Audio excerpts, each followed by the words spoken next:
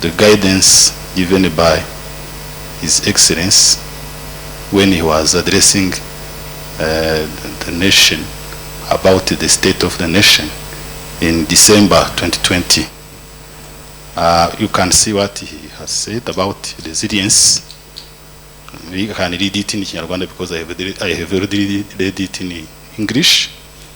Kwihangana n'ubushobozi bwo guhangana n'ibibazo mu bihe bikomeye, ntiwemere ko bikurenga cyangwa ngo biguherane, ariko nanone ntibihungabanye ubuzima n'imibereho myiza y'ubu no mu bihe biri imbere.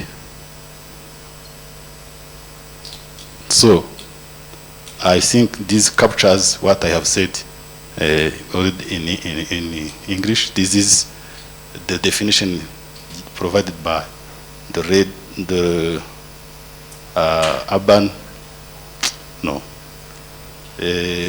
Resilience Cities Network, and that have been captured by our president, and it is giving us the guidance where we can start from and where we can go and how to go about it.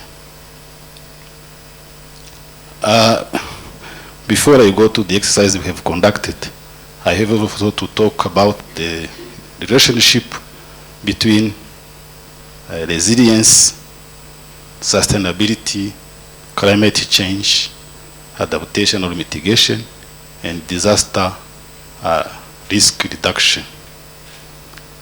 When you look at this sphere, you can see we start from the disaster risk reduction. When a shock occurs, we have to stand to fight against it.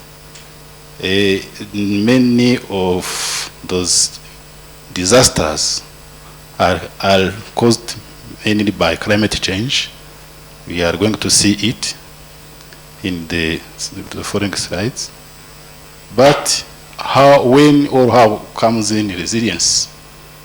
We don't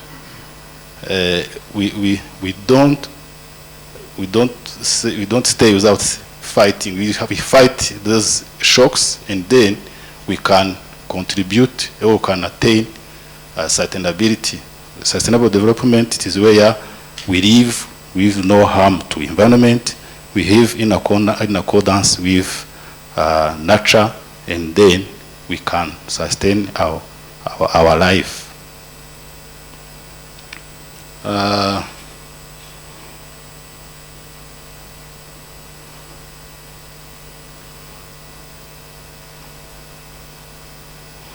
So this is a figure shows us the resilience, the relationship to resilience to climate change, adaptation, mitigation, disaster reduction, demonstrates the resilience building support for the implementation of sustainable development in cities and the town. So in simple words, that resilience is a way to sustainable development where humans live in harmony with nature and among themselves.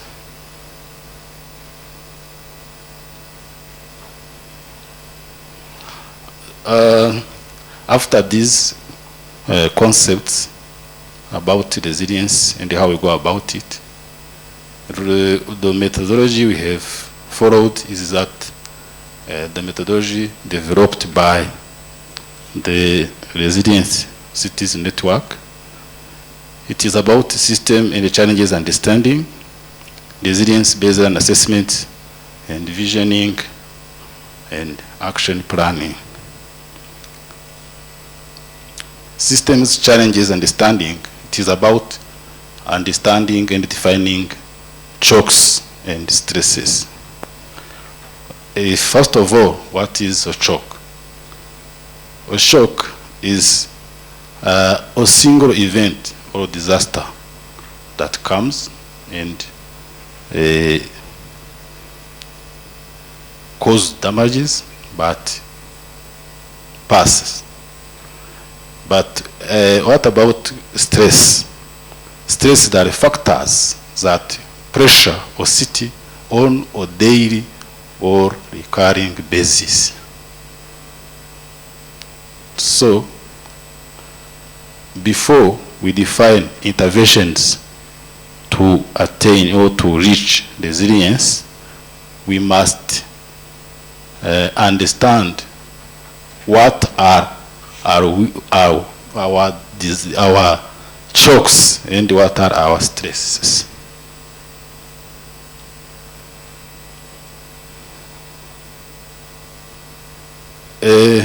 So how do we do it? We start by an action inventory. What is an action inventory? Action inventory is an exercise to inventory all completed or ongoing or planned activities that are being carried out by the city. And the purpose of this exercise is to identify areas where there are where interventions are being carried out, and then identify where we can build on to reach our resilience. And then we come up with gaps in the policy interventions that need to be filled to strengthen our capacity to reach resilience. For this exercise, we have recorded 1,406 actions carried out in the city for the period of 4 years, and then we have found that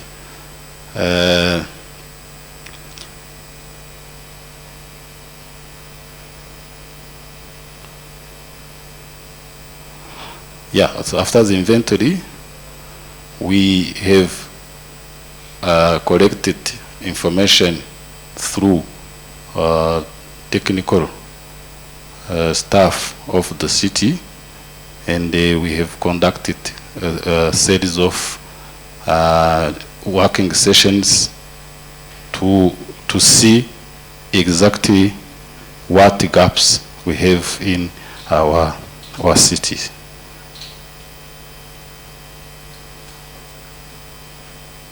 And lastly, we took the result from what we have found, and then we have developed our roadmap. So before we go to the roadmap itself and its implementation, what was the result of the assessment? The result of the assessment, the first result is we came up with the priority shocks for the city. As you can see, we have identified 6 shocks for the city. Just for your information, the actual exercise we have conducted was a second one, because before the pandemic, COVID-19, the roadmap had already been designed. They had already conducted exercise to identify shocks. So what we have done is to build on what had been done, and then we updated those shocks according to the impact of the COVID-19. Before there were four shocks, but now we have 6 shocks, because we have a new one brought on by COVID-19. So now we have urban fire, we have heavy rain, flooding, and landslides, also extreme weather events. We also have infrastructure failure, we have epidemics, we have pandemics, and the high food prices, inflation. So you see how globalization is coming in. We have talked about the challenges. There are internal challenges, but also external challenges. So we can ask ourselves how globalization is affecting us. But with this last one, this is a new one. The new shock we have identified after COVID, it is related to what is happening in Ukraine and Russia. So how we see how food and other commodities prices have increased. So we have to take care of this if we want to build our resilience. Shocks have been characterized in terms of livelihood. What it means that if the livelihood is high, it means that the shock would frequently occur. If it is medium, the shock would sometimes occur. For example, a pandemic would seldom occur because we never know when it will come. It can even not come during our life. Ushobora kubaho ukazarinda usaza utabonye icyorezo nka COVID. So the reason why the likelihood is low, but when we look at the impact, we shall see that the impact is high because it has a lot of consequences in terms of fatalities, in terms of economic growth, in the other impacts related to that. Impact is characterized as severe because the shock would cause acute damage to human life, natural and man-made environment. I think this is applicable to heavy rains, floodings. When it occurs, it damages a lot of houses, a lot of roads. It even causes fatalities. And I'm very happy the PS of Minema is here. We can hear him every day, or when each time there is that heavy rains, they are telling us what happened, the damages that came, and also they regularly advise us to cope with these shocks and the measures to protect ourselves. Buri munsi bamwumva tuzirike ibisenge byacu, tugire imigende itwara amazi, these measures that are helping us to protect ourselves against those shocks. I think these are 6 shocks we have identified, and this is an example of reports from Minema. We have looked at the report from 2017, 2020. So you can see what has been damaged by heavy rains, floods and storms only in the city of Kigali. You see, for example, for houses damaged, we have 4,000 and more. And also I have talked about fatalities. We have it is in 1995 for the 5 years. And so this shows how these shocks impact human lives, natural environment, also man-made assets. So when we finished to identify the shocks, we came up with the stresses. Stresses, we have identified 11, starting with imbalance between population growth and available resources, a lack of affordable housing, environmental degradation, inadequate transport infrastructure and services. The Lord Mayor has already talked about the transport congestion, long queues, long waiting time, niyo wazindutse ushobora gukererwa, abajya ku kazi barabizi kandi wazindutse, because the transport services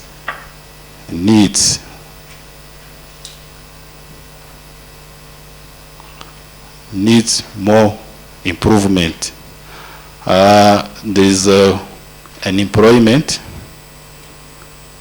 inadequate water, sanitation, hygiene, service delivery systems, informal settlement proliferation and unsafe living conditions, unaffordable energy supplies,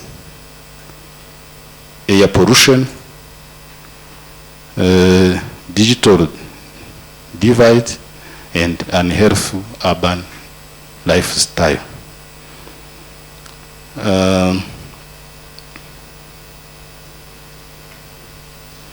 Maybe I can comment on the last one, because it was new to come in.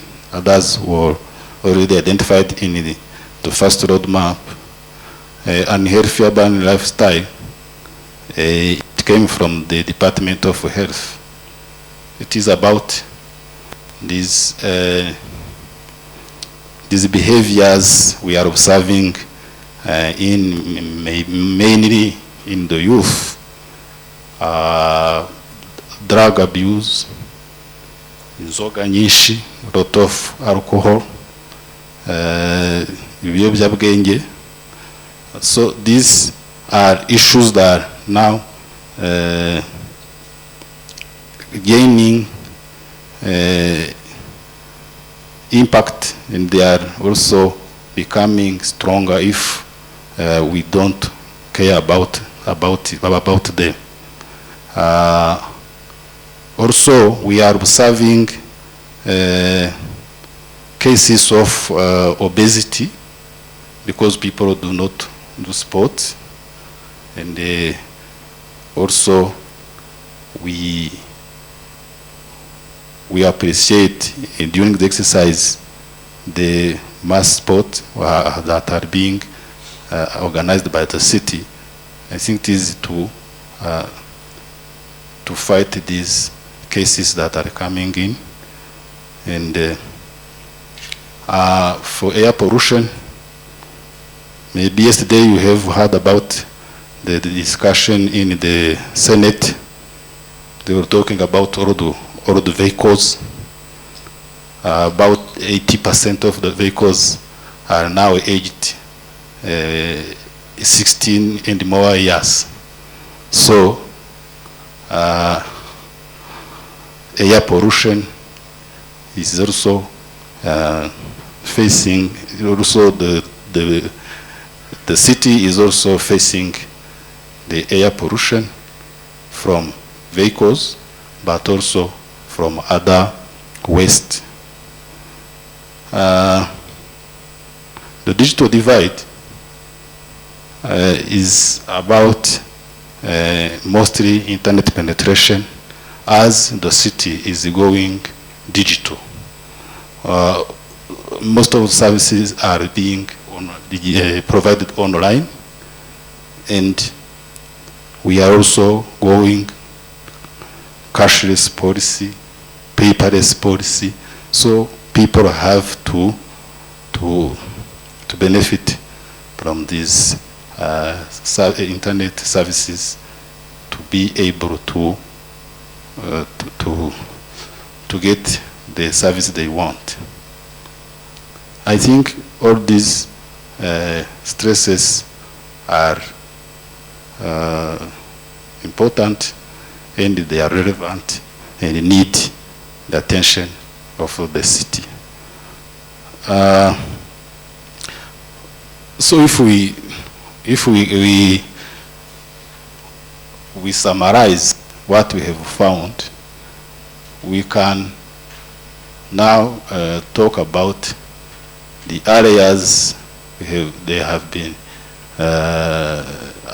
they had undergone the inventory, and the result is shown according to the 12 drivers given by the resilient city networks. And when we look at what they call high interventions, where there are more interventions than in any other drivers, we can find that where support livelihoods and employment, promotes cohesive, engaged communities, foster economic prosperity, environmental protection, ensures continuity of critical services, empowers broad range of stakeholders, fosters long-term and integrated planning. There we find more interventions. And in the middle, we find where we meet the basic needs, the public health services, provide reliable communication and mobility, and promotes leadership and effective management. For all interventions, it is for social stability, security, and justice. Where we talk about economic prosperity, there are a lot of interventions, and also the perception is good, and the shocks, the stresses are not being identified there. But about the environment, and we see there is environmental degradation and the air pollution. Ensures continuity critical services, we see there is infrastructure failure, there is heavy rains, flooding, landslides, and the other extreme weather events, and even urban fire. For communication and mobility, there is inadequate transport infrastructure and services, and digital divide. I have already talked about it. About leadership and effective management, they are doing well, but there is improvement to do as new challenges are coming in. Social service provision is always demanding, as the Lord Mayor had already said. Empowers a broad range of stakeholders. There are high intervention, and there is good performance. Fosters long-term and integrated planning. Here I must mention that urban land use planning and urban planning is under this integrated planning driver. The reason why informal settlement proliferation and unsafe living condition is here, but also imbalance between population growth and available resources. So I think I have already talked about this. There's no need of coming to this again. This is just a summary of drivers that are being classified under each category. Category of strengths, category of doing well but can improve, and the category of need to do better.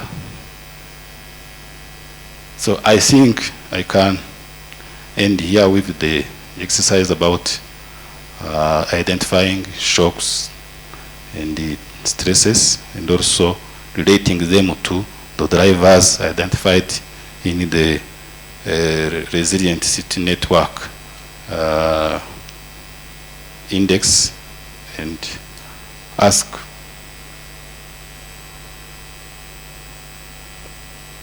and give back the floor to the moderator. So I thank you for your attention.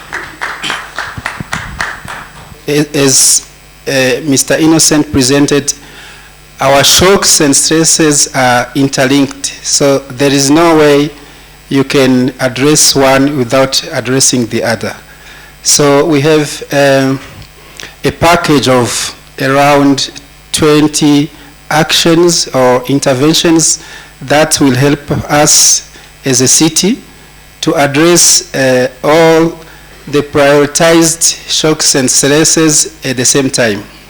I will try to move fast so we can have more time for discussion. And please note down whatever seems not clear for clarifications. After all the assessments, we have set to formulate a vision for resilience city we want, and it is to ensure that all cities' activities, projects, investments have resilience thinking at their core, and that they bring the broadest possible benefits in terms of promoting safety and equity to all residents, but in particular those who are disproportionately affected by the presented shocks and stresses. So this is the overall vision we want to move towards. Here are the strategic objectives to achieve the vision, and the first one, as you saw, meeting basic needs is an area where the city needs more improvement, and we want to expand access to affordable essential services and digital tools. So the keyword here is affordable. Please note that. The strategic objective number 2 is about promoting safe but also gender responsive urban mobility. The third one is about facilitating a resilient recovery to COVID-19 impacts, focusing on local businesses and informal workers mostly. The other one is about dealing with climate risks and disaster. So we will strengthen cities' capacity for preparedness and proactive response, not reactive, but proactive response to those risks. The strategic objective number 5, we want to fast track the mainstreaming of resilience itself, but also the nature-based solutions in the city's projects. Nature-based solutions are all the actions that promote healthy ecosystems. You know, the ecosystem that provide filtration of our water, that provide flood regulation, ecosystem services of food, and so many other ecosystem services. So all the actions that seek to promote healthy and maintenance of all these ecosystems like wetlands, they are what we call nature-based solutions.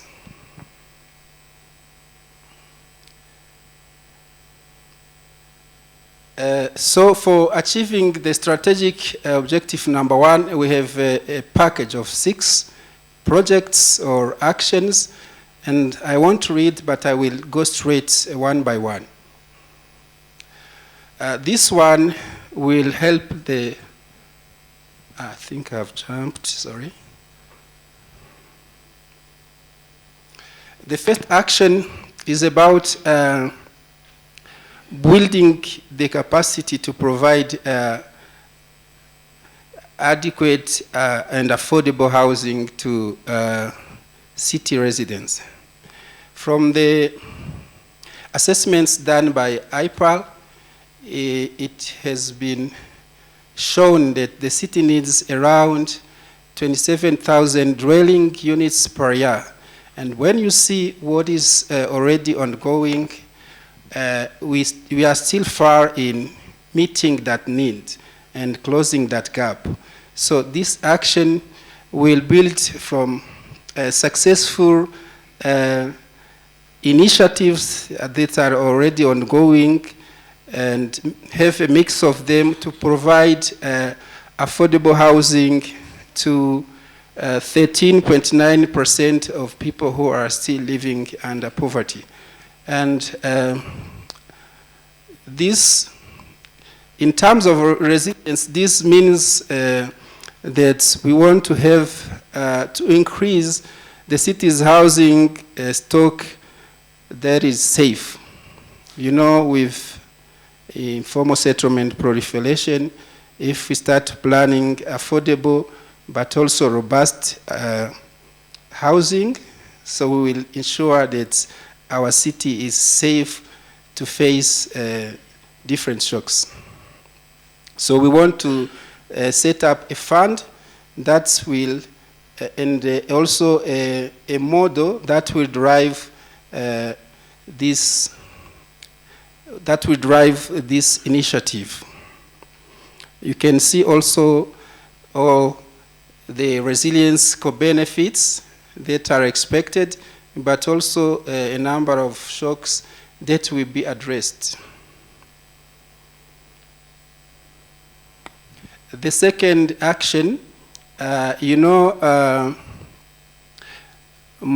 than 50% of city residents are earning a little or around 100 USD per month, and these households cannot really afford to use LPG cooking gases. So that's why we are proposing to innovate with deploying locally made, low-cost, clean cooking technologies for these households. And we'll do that by supporting the rolling out of existing energy technologies that are out there. What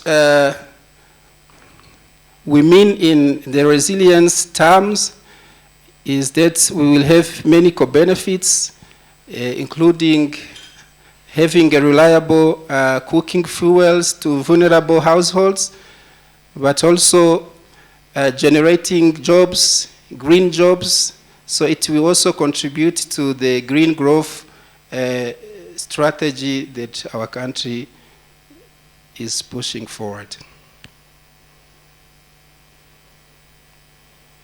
The other thing is related to the shocks that we mentioned before around wash service delivery systems, and will help the city and city residents to deal with challenges related with water rationing, water cuts, but also increase their ability to, for instance, manage emergencies. So we want to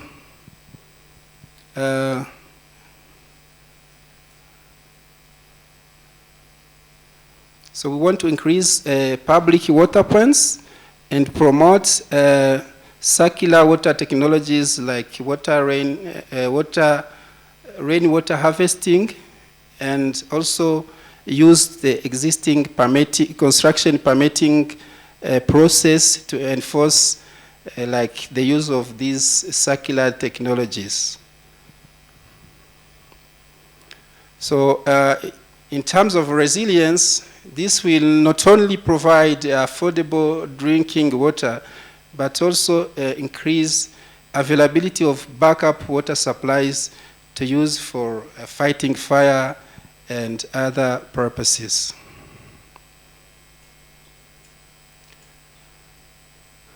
This one, we want to develop a priority bankable sanitation investment program, and it's an initiative that will build from the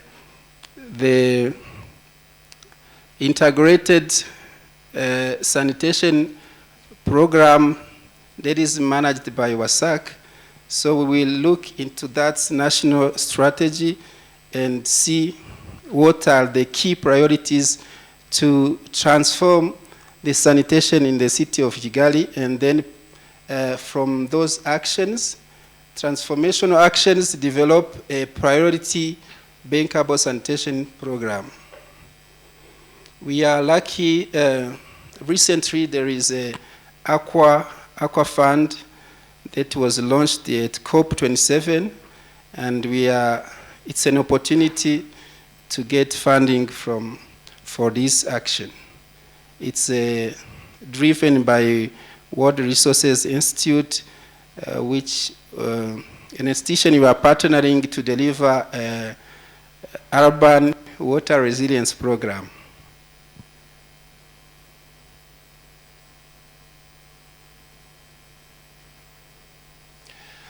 As you've seen during lockdowns,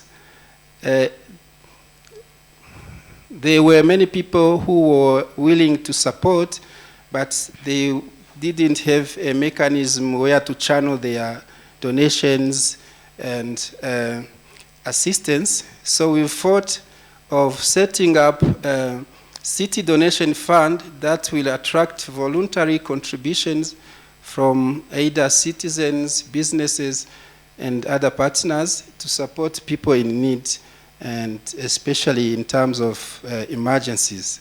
So this action is about setting that one-stop city-owned emergency store that can provide quick assistance to city residents in need.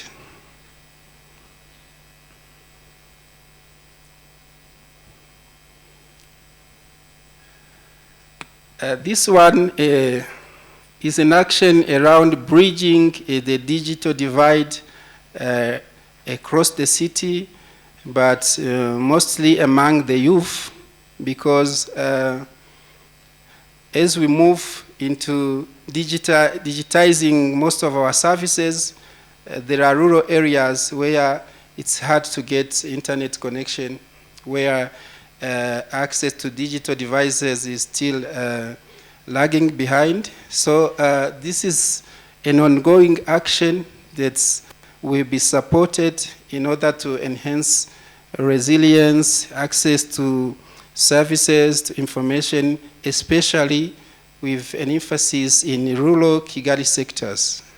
So I'm done with the first package. Now I will move to the actions to support the second strategic objective. I'm sorry, this stuff, okay. So this one is about experimenting with tactical urbanism. Tactical urbanism is low cost and participatory approach to urban development, and to gradually expand Kigali's gender-friendly infrastructure for cycling and walking. Many people in Kigali are using walking to access businesses and services. And in the past, our planning have been focusing on car-oriented planning. But with the new master plan, we want to make our city inclusive and integrate that big portion of people using bicycles that are walking also. But also, we want to bring in a gender dimension in this intervention. So,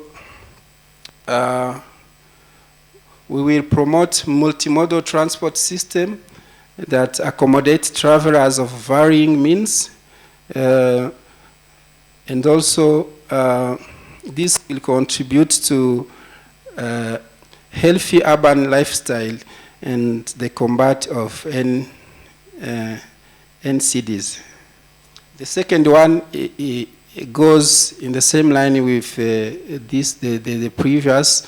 It's mostly about raising awareness and mainstreaming gender in public transport and public places. So the strategic objective number 3, which is about facilitating a resilient recovery for businesses and workers, will focus, number 1, on integrating informal workers. It's kind of providing a diverse and protection of livelihoods following the COVID pandemic. So we have a concept note for this action where we assessed how COVID impacted different workers in the informal sector and what are the needs for them to thrive and regain livelihood after the pandemic. So this action is about contributing to improving their working condition, but also ensure that they graduate to more viable economic activities. Business continuity is very important, and it's an area where we need to improve. You know, COVID has caused economic halt, and many businesses are figuring out how to transform their business model and survive. So we will help local small and medium business services to do their continuity business planning and also try to link them to opportunities so that they can revive their businesses. The strategic objective number 4 is about, if you remember, it's about enhancing the preparedness and response capacity to manage climate and disaster risks. So, first of all, we want to formulate a climate change management action plan, and this is an action proposed in the city master plan to tackle different climate risks. The second one is about managing air pollution, and this activity will build the local capacity in terms of forecasting, air forecasting, but also support decision making for city leaders and other partners to make better decisions before investing in fighting air pollution. Because sometimes we don't know the sources, the exact sources of our air pollution. By providing low-cost sensors, we will have quality data, updated data to inform decision-making and investing in mitigating the air pollution in our city. This one is about developing a digital city infrastructure mapping and planning system. It's also an ongoing action under the infrastructure directorate. It will help to ensure coordination among utility providers. You know, sometimes when people are making roads and they uproot the fiber optic because they are not sure where it's located exactly. So with this action, we will improve coordination, but also ensure that our utilities infrastructure are regularly maintained and are expanded where they are likely to be needed. The other action, it builds from the pandemic as well. You've all seen how youth volunteers helped in the COVID response, complying to COVID preventive measures. So as a learning city, we need to build from that and make that service more robust.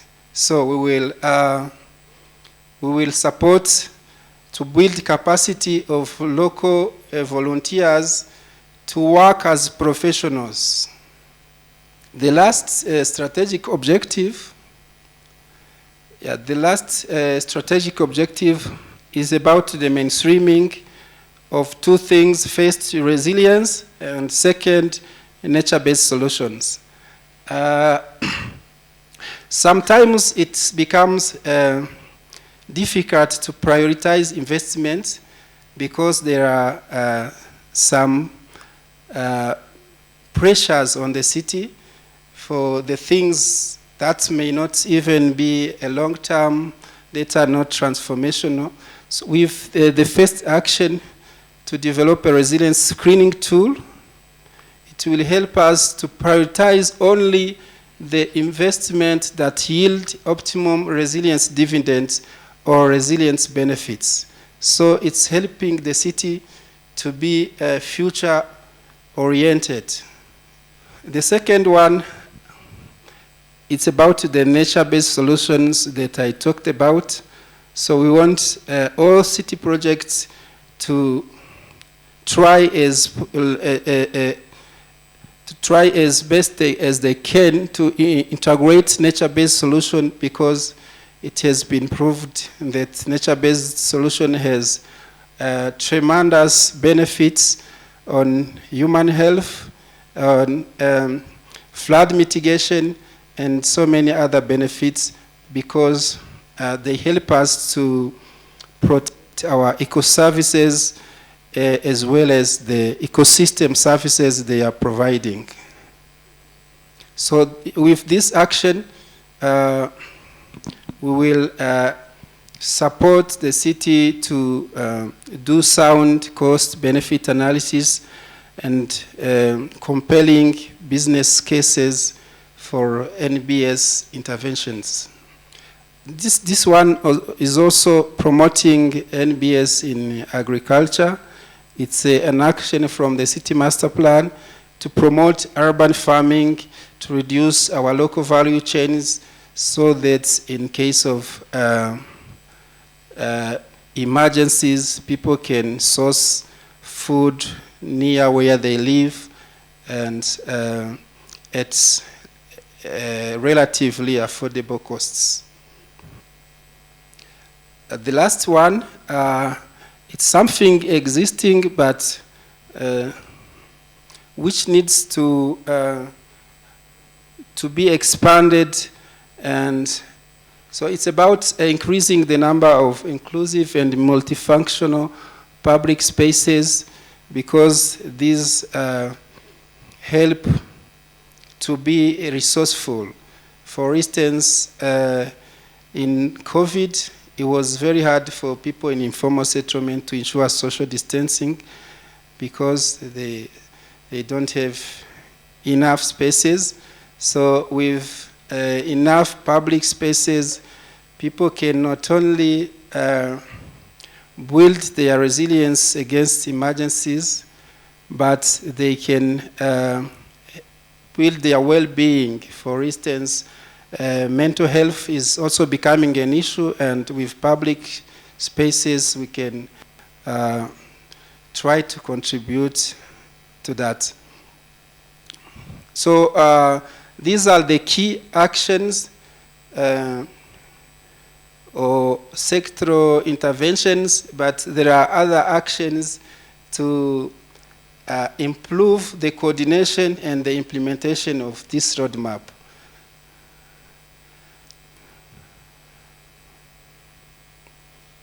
first one is the proposed coordination structure, which is here with different actors that contribute to advance this resilience agenda. You see the City Council, the City Executive Committee, the Resilience Unity, the Center. But because these actions will not be implemented by the Resilience Unity alone. So there are some actions that will be allocated to directorates and others that will be implemented by the Resilience Unit. That's why we need to have focal points to help monitoring the results and the impact. So we have the Resilient Cities Network that provide technical assistance, tools, and funding, but also other partners like the World Bank, other partners here present who are also working in the same area of intervention. You are all welcome to partner with the city to build synergies required to implement this strategy. These are the roles and responsibilities for each of the proposed actors. And then these are the actions to build the capacity for implementation and coordination. So there will be integration of this roadmap into city planning documents and also into city budgets. But the total budget of all we have been able to cost as of now is around 21 million USD. It's not something that the city can finance alone. So that's why we need to strengthen the external resource mobilization efforts. And yeah, I think these are the last actions. So I will give back the microphone to the moderator to proceed. Thank you so much.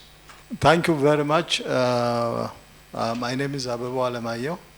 I'm Senior Urban Specialist from the World Bank, based in Kigali, Rwanda. First of all, I wanted to say we're very happy to be part of this exercise. It's very important and critical for the city of Kigali to be resilient. So we're very happy to be part of this. I know that we've provided detailed comments, so I don't want to go into that because we've sent that to Jafed, and I hope this will be addressed eventually. So I just wanted to highlight some of really the key issues. Number one, on the positive side, this is a multi-sectoral effort, and it's very good that this is multi-sectoral and also includes important NBS, nature-based solution initiatives, which are really critical, and that's really great. And also it's very important that you have already established a unit to mainstream this, because as you can see, a number of activities and as well as actions. So it's good that you have a resilient unit. So that's really the first step in this exercise, I would say. So overall, I would say the document is taking shape, but I see that some important areas are missing, so I wanted to focus on this. Number one, when you define shocks, you said there are 6 shocks: flood, landslide, infrastructure failure, pandemics, epidemic, high food price, and so on. So I wonder why you've really, why you've not considered earthquake. It's a challenge, because you know it may happen once in 20 years or whatever. But if this disaster happens, particularly in the urban areas, the impact would be really enormous. You've seen recently what happened in Rubavu. Even with that, you know, the earthquake was, I think, not in Rubavu, but, you know, as a neighboring city, how it was affected. So if this happens, actually that, even the vibration was even up to Kigali. So it's a very important thing. If buildings are not resilient, if infrastructure is not resilient to earthquake, then the damage would be disaster. So it's very important. And I was wondering why you have considered infrastructure failure as a shock, as well as high food prices. To me, these are not really shocks. Shocks is a natural, mainly natural, you know, like as you have said, earthquake, flood, landslide, probably urban fires. These are really, I would say, shocks. But infrastructure failure is a result of either earthquake or probably it could be flood and so on. Or really problem of design or problem of regulation to enforce design and so on. And because there is no an executive summary, it was really difficult to understand the thinking. So the thinking of the city is not really entirely clear. So it's very important to have executive summary that will reflect the thinking of the city. Second, also, third, I would say, the priorities are really long list and need some structuring or thinking around what is critical, what is important. Because, you know, you can focus, since resources are limited, you know, you focus on the critical things, then on the important ones. And then this is something nice to have, but not critical, but not important, but it's nice to have. So if you can really group them that way, that would probably help you to prioritize. And also there needs to be some thinking on adaptation, how to cope now, and probably mitigation. You know, how to avoid carbon intensive lock in patterns. That would be, it would be helpful to have that as well. Then finally, the implementation plan also remains high level, meaning, you know, it's kind of generic and really would need to have significant work probably in the next iteration to specify some of the implementation plan. I think it's very important. I know there is a CCDR report, particularly the urban deep dive. We've not really disseminated that. We are working together with Esther eventually to disseminate that report. But you can use that report as well, really, to anchor most of the things that you are doing in the city of Kigali. Thank you very much. Yeah, in addition, I want to add something small.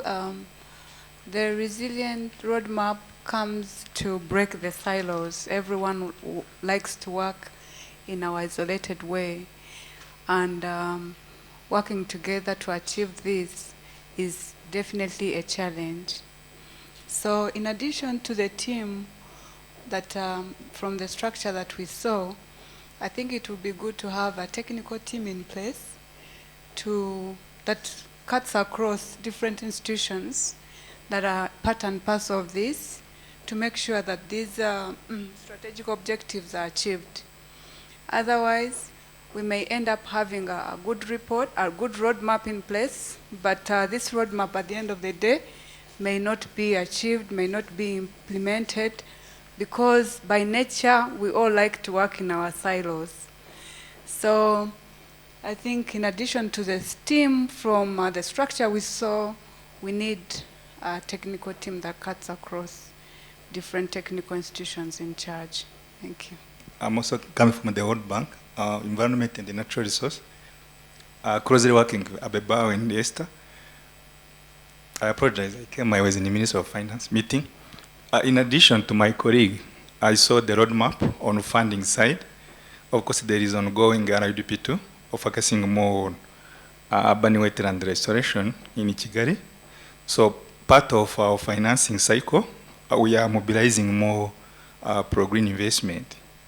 So we would consider the presentation here. So part of our additional financing, we are also thinking about the urban resilience financing part. So we are engaging different DPs as part of the bank. We are leveraging more resources. As part of RDP2, we are exploring more additional finance, and also upcoming JEF cycle. As a part of the RDP2, we are now using a JEF 7. So more resources would come potentially for JEF 8, and also other resources. So we will continue to update the city. I thank the presenters. It has been a nice presentation. Mine is about the shocks, because as one of us said that shocks is natural. What I can add on the shocks is that we should have something like a simulation. We assimilate those shocks so that we see where we are now, and then plan for those shocks that might occur in the future. That is one. And then for the strategic objectives, I would prefer, yes, there are some actions, but also there are some indicators to show that we are reaching there. We are going there. What after here? You have seen the strategic objectives. We have even seen the action, the plans. But what will be the indicators? We are on the roadmap. We are going somewhere. So we need to see at the end of this presentation to see what will be the indicators in 2030, these indicators, and where we as strategy in 5 years, 6 years, in the first year, what will we have on this, what will we be seeing on each objective, we shall see. And then we also need to know when you make a strategic objective, there are some stakeholders that will be involved in those to work on those objectives. I think the best way is to know who will work on what objective, who are the stakeholders involved in each objective, because all of us, we are not in the same objectives. We know how each institution has its own objective, and I think we can also be involved in those objectives. I think also this should be seen in this presentation. Thank you so much. I'm Catherine from UN Habitat. I will start by really congratulating the City of Kigali and mainly the team who worked on this. Excuse me. Yeah, for the job great done. Yes, allow me to join Abeba for the list of, on the comment on the list of shocks. I guess there is a kind of, I don't know, some of the shocks that you listed are more impact of those shocks than being shocks. And yeah, and also some of the, I guess, the terms that you are using, priority shocks, to me, I don't know what priority shocks means. Maybe it's shocks that you are prioritizing in addressing, I guess. So also on the, what you call shocks, but to me, I think it's an impact on high food price. I don't know why you identified it at moderate. To me, I think it's even being high and high as the price are keeping raising since now a few years, especially even before COVID. I think the price was raising, but now after COVID, it's even more critical than before. And yes, and one of the stress on affordable housing, I think you used lack of affordable housing. I would rather use limited access to affordable housing instead of lack, because I think the city of Kigali have already did a great job in providing some affordable housing, and also some affordable housing in place provided by the private sector. Another, this may be maybe a clarification on inventory that you did on the actions that are in place or being implemented by the city of Kigali. I was wondering if you're also considering some other actions being done by other institutions, not only the city of Kigali, and that are kind of contributing to the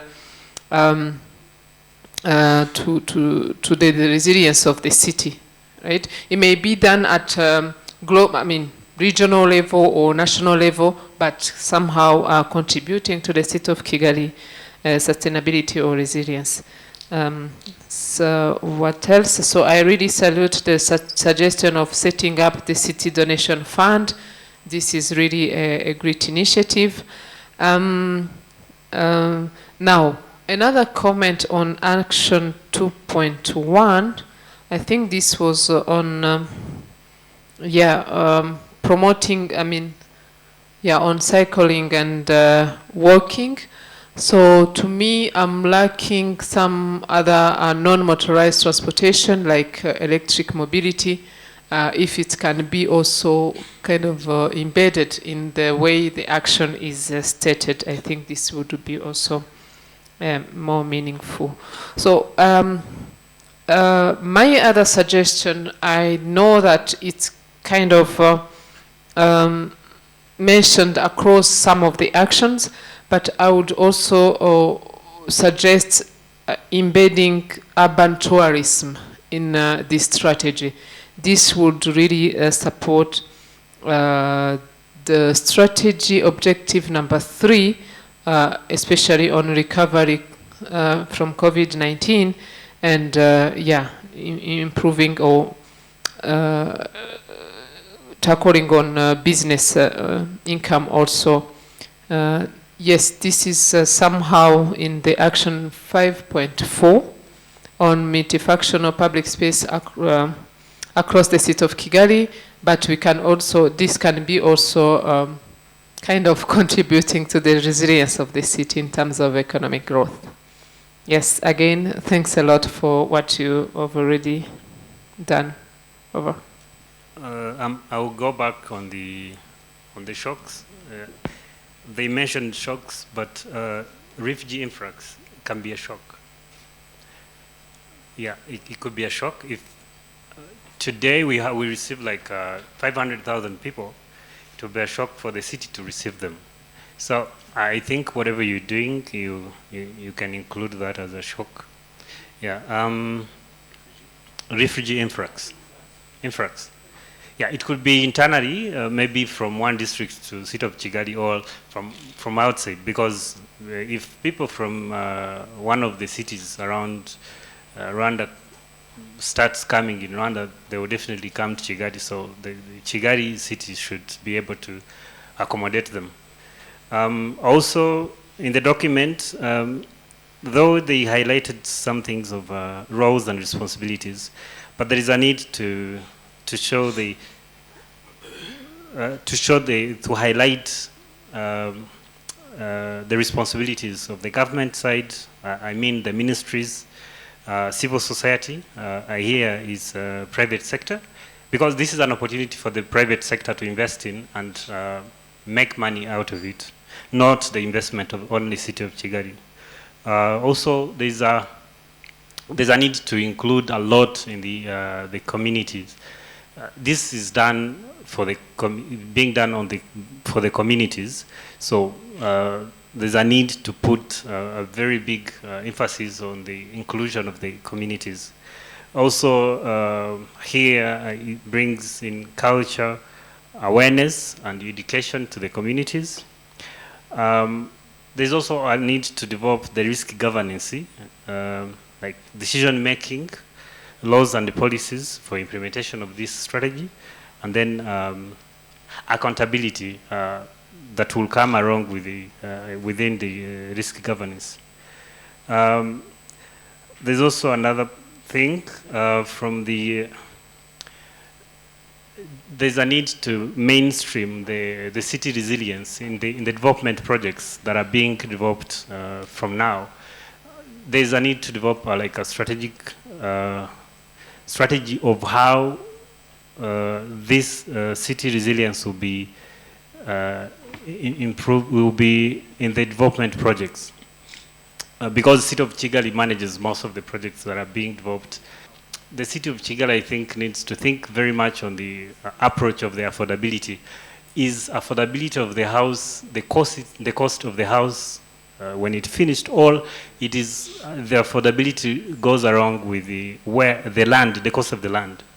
We look much on how much that is constructing the house, but we don't look much on the size of the land the one unit is occupying. If the investment is going to reducing the size of the land the people are occupying, well, even though the house might be expensive, but in the long term, we see that the lands in Kigali, they're increasing, they're sharply increasing. Here, I would give one example. If they can introduce like a model for community housing, the people, they bring in incentives for people to be like a plot of, let me say 30 by 30, and then you build a story building which can accommodate like 50 people. So this will reduce a lot on the infrastructure, like water, electricity, internet, roads, transportation, everything. If 50 people are accommodated on only 600 square meters, and it is possible if you construct the story building. I think this will be a good approach for the affordability if we look at the affordability as the trend of increase of the land. Thank you. And Minema is willing to give written comments if approached. Then, because resilience is one of the things Minema is putting in front, because we're not happy running after the shocks and responding, but we want to see we're looking into disaster risk reductions. Thank you so much. Thank you. Noel from Rwanda Housing Authority. I think at some point we needed to identify things that we have to do differently, because if we look at quite a number of efforts we have been putting in and the impact those efforts are creating, there are some areas where we really needed to do a turn up and change the way we do things. For instance, if we look at affordable housing, it's been a program in place for quite some years. A lot of initiatives, affordable housing fund, policies, incentives, but we don't see houses. So which means there is a problem somewhere.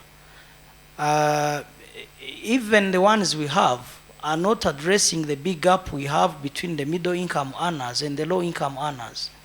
So which means unless we really change the way we do things, it will remain a dream and a good story to tell. I was thinking that if government doesn't get on board and get involved in the production of houses, we will never see affordable houses. So if we are really talking of resilient, and it will remain a story. So government needs to get on board. And let me share with you an example. An investor comes, you present a number of incentives to give. You have the affordable housing fund, 30 million, now it is exhausted, given the projects you have already committed, which means very soon we will start having projects that cannot be funded.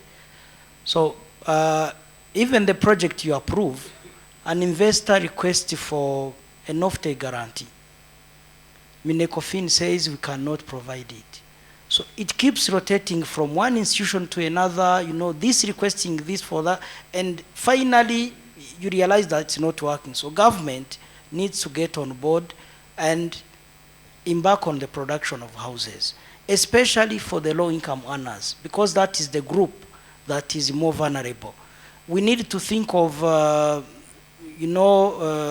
affordable houses to rent, because not everybody will have a house, will own a house to rent. So we seem to dodge it, but it's really a problem that we have to solve. Number two, master plan implementation. We have a very good master plan, but its implementation is a bit challenging because of the conditions of life we live in. I'll pick again one example. The master plan doesn't have detailed physical plans. So which means only small parts that are able to develop a physical plan are the ones that are allowed to develop. So this is contributing to another problem that probably we'll see in 10 years.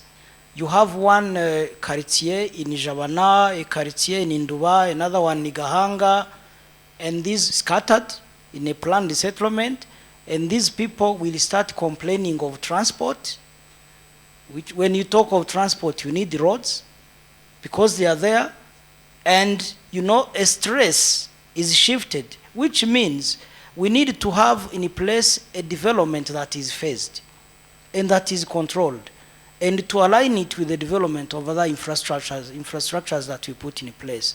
And again, somebody mentioned of the resilience of houses, the quality of houses.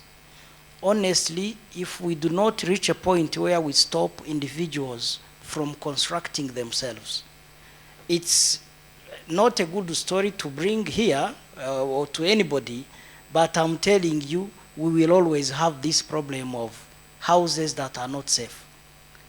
Because when I'm constructing, I'm always having in mind the budget and whatever, and sometimes what we call quality is not an issue to me. Safety is not an issue to me. I only need a roof over my head. I don't care, the stability of that roof and its sustainability. So at some point, we need to stop it, but do not stop it without, solutions. We need to bring on board construction companies. We give them licenses to do the construction and make it an order that individuals are not allowed to construct themselves. We give the responsibility to those construction companies. One, compliance of the master plan. Two, the quality of the house they are constructing, and they get the liability. So it will be a hard decision to make, but I think it's the only way that can safeguard us. Again, still talking of the quality of houses, I think we need to revise our building code, especially on the component of peak ground acceleration. I think we have one uniform rate that we use in designing across the country. But when you go to for instance, the western part, near Kivu and the volcanoes, you realize that the shock is higher than the eastern part. So which means we need to revise it and adapt it to areas. You don't need to design a building, let's say in Nyagatare, using the same design standards as a house in Rubavu, where the earthquake and whatever is higher than any other. So we need to revise it, and probably it could solve it. Meaning, houses that are constructed in an area that has a high risk will be expensive because they need to really be strong compared to others. But it's something we need to do.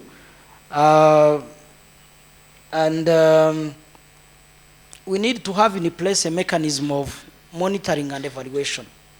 Today, if you ask any one of us in this room that what is the rate of urbanization, nobody knows it. But we always put in a lot of efforts in pull factors, secondary cities, whatever, about what is the rate of urbanization. How do we control it? We only wait for EICV and census to give us the figures. So we need to have in place a way of monitoring it. It may not be accurate 100%, but at least close to the reality. because it is the one that will be guiding us that the initiatives we are taking are giving results or not. So if we do not have tools of monitoring and evaluation, we will be surprised by the end of, the game. Thank you. I want to thank you all, those who, maybe first of all, the presenters, thank you so much. At least this informs us a number of issues, especially in regard to the shocks and stresses. And thank you so much for educating some of us who are getting to know this for the first time. At the beginning, I wanted to know what is resilience, and being resilient as a city. And yet, as I came to realize we have, myself and my colleagues, we have a very critical role to play in this game of having our city becoming resilient. I have a few interventions. Maybe let me start with what DG was saying. I totally agree with you, and I'm sure I expressed the Rwandan way of approval to what you are saying. And this is not only for city of Kigali. DG, this is, you are in charge of this. You need to push it further and making it hard as loud as you can to all government institutions that besides having Kigali, like this deliberate or intentional intervention by government to getting into construction and planning that will solve a number of issues. One is that, of course, we've been struggling, as you rightly put, knowing what affordable housing is in Rwanda has become an issue. At the city of Kigali, we've been having several projects that start as affordable and they end up being unaffordable. Because, of course, there are so many other contributing factors. And projects end up unaffordable. Like when they are bringing the proposals, they are trying to make it sweet and attractive and showing government how these projects will be catering for the unhoused people, but they end up being unaffordable. The cheapest apartment here now in all affordable, so-called affordable constructions projects, is above 30 million. You cannot call that affordable. And it's not, even if it was to be affordable, then it is affordable to those who can afford, but not those that had been earlier targeted, that they were targeted earlier. Two, it also, if government intervenes, it will help us from avoiding these scattered constructions. The whole of Kigali is covered, not only Kigali, and that's why I was saying it needs to be made bigger than even covering simply Kigali, but everywhere. Look, when you leave Kigali here towards Huye, the whole, what used to be arable land, land that would be saved for agriculture, for farming, it is all covered by houses. Simply because each and every one of us is allowed to construct by himself. Instead of going high and leaving arable land to remain arable, instead of leaving forest land to remain as forest land, we are covering every other plot. Whichever plot that I have and all others will want to construct, and the end of it is that the whole country will be covered by those houses. Two, also environmental protection is at risk when we all have to build our own houses. We are suffering, the environment is going to suffer. If I build and you build and you build, and then we are not having even space, the green space that we would otherwise put for those environmental issues, we will reach a time when we will not be even having air to breathe. Also, urban farming. I saw somewhere, presenters showed us that for us to be resilient, we need to promote urban farming, but how are we going to when everywhere we are covering the land by houses? Easing transportation. Again, if we build as we build and we are not putting into consideration how transport will be facilitated, all structured for urban development, we are at risk. Anyway, I just wanted to re-emphasize your point. And it was so sweet to my ears because it was coming from you, DG, who is having that portfolio. The other intervention is about, I also liked, not, when I single out DG and Catherine, I'm not saying others did not say it right. They are all good. But the involvement of stakeholders, when we are putting it here, it's like we are isolated. I think we need to, maybe our consultants need to, I don't know how it is going to be highlighted, how these interventions are not supposed to be solely by the city of Kigali, but also involving these other stakeholders. I was looking at one, I will single out this, that for example, water. When we talk about water in the city of Kigali, before even we think of diversifying for that sustainability, let's first assess, like, why are we not having enough water in the city of Kigali? We know that, for example, with this project at Nyabarong, oh no, it's called Akajira, I think, the project there, they say they have much water than even we can consume as a city of Kigali. Can supply the city of Kigali to the maximum and even go beyond the city of Kigali. But what is said, this needs to be verified. I don't know whether we have anybody from WASAC in here.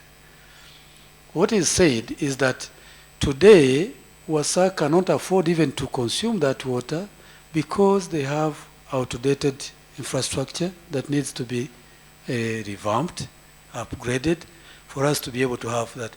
And he said that if we had, for example, the upgraded infrastructure that would allow the transportation channeling of these waters to our houses, we would not be having any problem at all in terms of, because they have enough capacity to supply the city of Kigali. Now, if we find a way, I had someone, I think it was, who talked about this,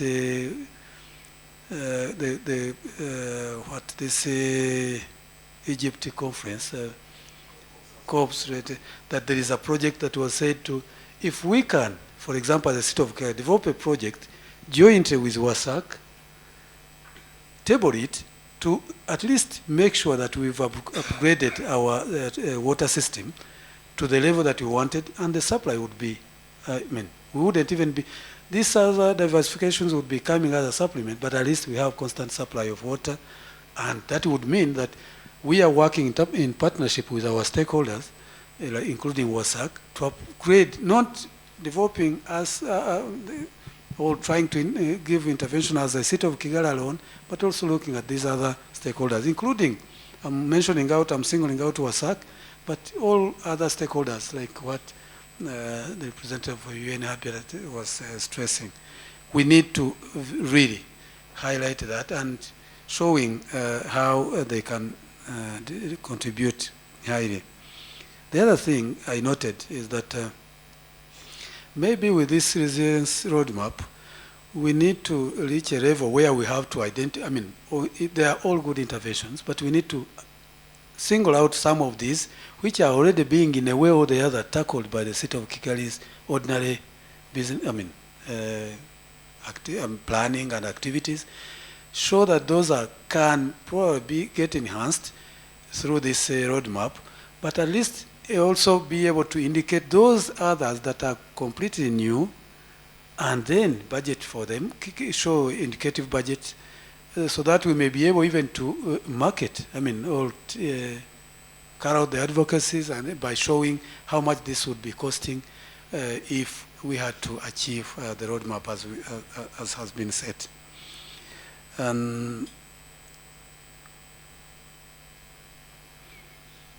Yes, one other the last thing that I wanted to mention is that although we have a lot of stress, as noted 11 or 12, we have a few shocks, 6 of them.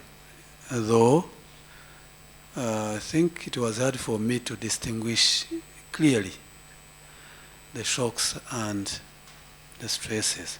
Some may find themselves getting interconnected and one leading into the other, or the other, I mean, in a way, because what is seen as a shock today may turn out to be just my own, I don't know, I might be wrong, I'm not, as I said, I'm here to learn.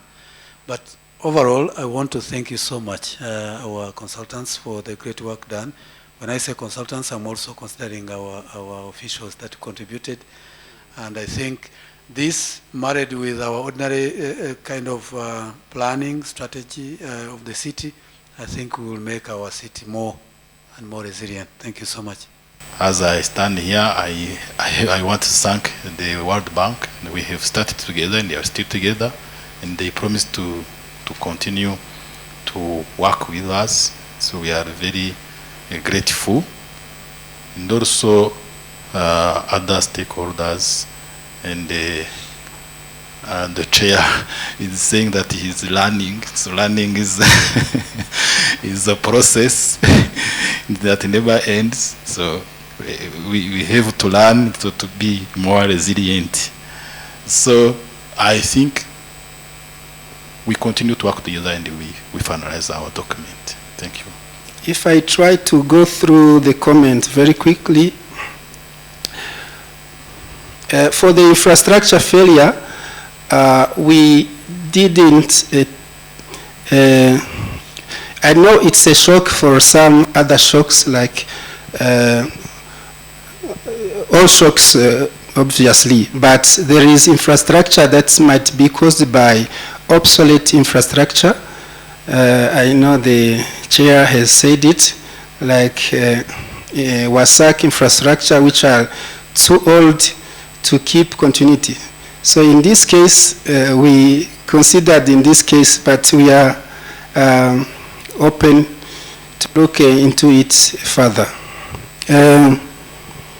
Around food prices, yeah, we really know it's a high priority, but because it was through perception, we were kind of democratic to see what many people are talking about it. We can check with Minecofine, BNR, and see what the statistics shows to improve on that.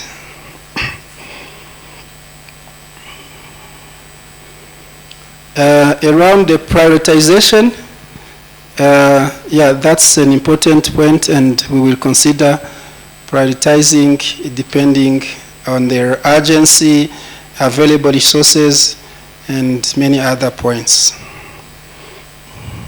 Mr. Abeba also talked how to cope on adaptation.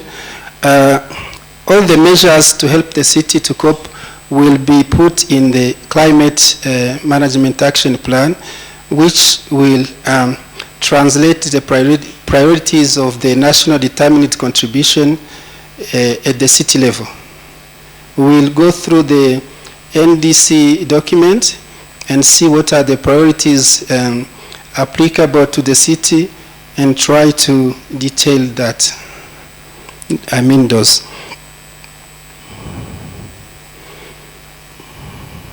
Esther also talked about the technical team to break silos and ensure a relationship with other institutions. That's why we proposed the governance structure. We will keep working with the city exco, city council, to see how feasible is that.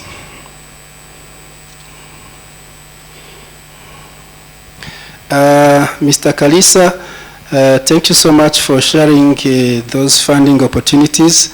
You have been working with us. We keep coming to you to get your advice on how we can tap into those opportunities. Thank you so much. RNP talked about assimilation of shocks. And the stakeholders, I think this slide shows the two of your last questions, but the first question, maybe you can talk and learn from your experience, what's the right way, the right platform, dashboard to do this. And thank you for the comment. Coming back to Katarina's comment, I've talked about the shocks that seem to be effect of other shocks, and the food prices. We try to reformulate lack of affordable housing to limited access. It makes sense.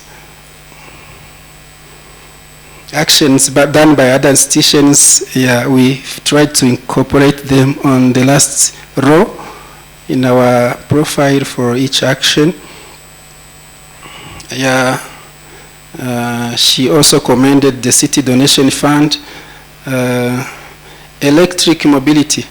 For the electric mobility, there is a big project under the Directorate of Infrastructure. So we didn't want to bring it here because it's entirely manageable there. So we only support to ensure that resilience is mainstreamed. It's a big investment of 100 million USD over the next 5 years, if I'm right. Urban tourism. For this one, we will see on the action to promote business continuity of small and medium enterprises. We will see how we can support even businesses that are tourism oriented, how we can support them to navigate this crisis caused by COVID. Around the refugee influx, so I will come back. I know some people have asked why to call this priority shocks and stress. It's not that these are the only shocks and stresses the city is facing, but these are the ones that we are prioritizing and telling the city that, look, these are the things the city needs to be constantly alerted on. It's not that they are the only ones. There are others. Also, same case for earthquake.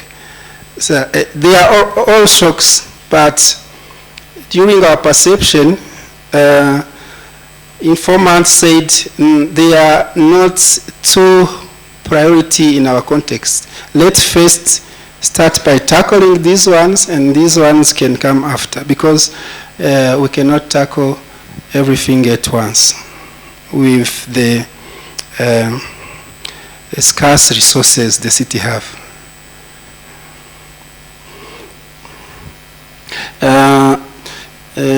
Minema also, you talked about responsibility of PSF. We've noted that, and in some actions we've listed them, and we engage them for building synergies. There is something around risk governance that I'm not sure if we can do something about it, but making laws, policies, I think it's not in our mandate as a city. Yeah. Jumping, I see DG is not here anymore, but yeah, I agree. We need to move beyond the business as usual, especially in providing affordable housing. And that's why we proposed this initiative. It is trying to experiment what works and what does not, and try to mix all the successes, but also to encourage the city to take that active role as a provider of affordable housing. Because if you give the responsibility to a third part, you will not be able to control him. You know, most of these investors are benefit-oriented. So the city should give an example of what is feasible, and then this can replicate. So the city should take an active role, spearhead this responsibility. think I've touched most of the points. Lastly, I want to touch on what the chairs mentioned. Yeah, the vertical development is really needed, and environmental degradation has been also highlighted as a stress that the city need to watch for. Around urban farming, it's a challenge, but the action we proposed will explore urban farming in underutilized spaces, like spaces in schools, in church premises, also in wetland designated for agriculture. So it's an entry point, but it has to go with all the other control inspection to limit the encroachment to productive agricultural lands. The city will have to address multiple challenges as we've seen them, including rapid urbanization growth, climate change, globalization, and fast technological advancement that complicate urban governance processes and affect urban sustainability. Given that these challenges are complex, interlinked, and thus leading to uncertain urban futures, we have no option as the city but being resilient and having the ability to thrive in the face of the change.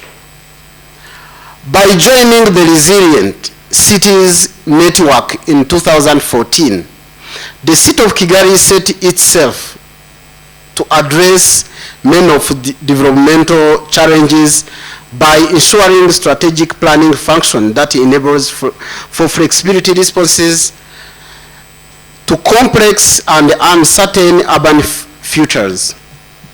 Through the COK, or the City of Kigali Integrated Development Strategies, EDS, and the City of Kigali Master Plan, resilience was mainstreamed as a key principle to creating inclusive city, whereby communities and businesses could operate and thrive all the time while while replying or being responsive to societal needs. The City of Kigali Resilience Roadmap is aligned to the city's sectoral and spatial planning tools and raise out further tangible actions that offer greatest promise and the potential to speed up resilience building efforts in the city of Kigali. I express my gratitude to RNP and RCN, Rwanda Resilience, Rwanda Cities, Resilient Cities Network, for supporting the elaboration of this roadmap, and both the World Bank and World Resource Institute for their generous reviews. Many thanks go also to all the City of Kigali staff and the other partners and stakeholders here represented, who provided invaluable inputs that supported resilience diagnosis and the formulation of the interventions presented to you today. Distinguished guests, partners, stakeholders, your insights today were awesome, and we value all contributions and inputs because they will help us release a quality final document. I therefore wish to declare that the City of Kigali Resilience Roadmap is validated on the condition of incorporating all the inputs received here today during this workshop, among which are also the clear outcome monitoring scheme with the KPIs. I want to end these remarks by calling upon the contribution from every and each city stakeholder and partner across various spheres of the society, being academia, business, government, non-governmental, or local communities and citizens, to join all our hands with the City of Kigali towards the successful implementation of this validated City of Kigali Resilience workshop, or I mean roadmap. Thank you so very much.